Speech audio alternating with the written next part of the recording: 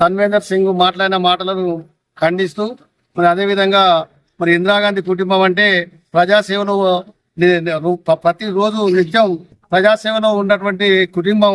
మరి నెహ్రూ కానీ, గాంధీ కానీ, ఇందిరాగాంధీ కానీ, రాజీవ్ గాంధీ కానీ, సోనియా గాంధీ కానీ, రాహుల్ గాంధీ కానీ మరి పేద బలహీన వర్గాల ఆశాజ్యోతి అంటే వాళ్ళే. ఇలా ప్రతి గ్రామానికి కొట్టే ఇందిరామ్మ ఇండ్లు, మరి భూ సంస్థలను తీసుకొచ్చింది ఇందిరాగాంధీ. మరి కాంగ్రెస్ వాళ్ళ కుటుంబం తప్ప బ్యాంకులను జాతీయం చేసింది ఇందిరాగాంధీ. మరి ఇటువంటి పని చేసేటోళ్లను మరి వీళ్ళందంటే శివసేన తన్వేందర్ సింగ్ మరి రివార్డు ప్రకటించడం అంటే ప్రతి గ్రామానికి ఒక్కొక్క వార్డు నెంబర్ కూడా రివార్డు ప్రకటిస్తారు.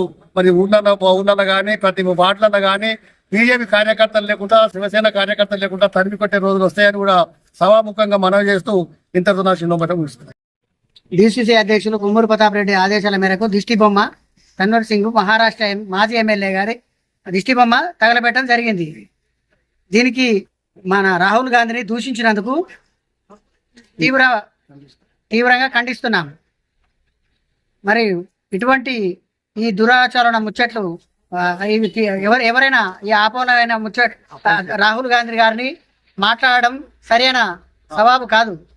అందుకు ఈ ఇందిరాగాంధీ కుటుంబం చేసినటువంటి ఘనత పింఛన్లు కానీ, బ్యాంకులు కానీ, ఇప్పుడు మనకు ఇండ్లు కానీ, ఇందిరమ్మ ఇల్లు కానీ చేసిన ఘనత మరి ఇందిరమ్మ కుటుంబానికి దక్కింది. కాబట్టి ఇందిరమ్మ కుటుంబాన్ని ఎవరు విమర్శించినా సహించలేదు. కాంగ్రెస్ ప్రభుత్వాన్ని కూడా ఎవరు విమర్శించినా సహించలేదు. మేము ఊరుకునే ప్రసక్తి లేదు.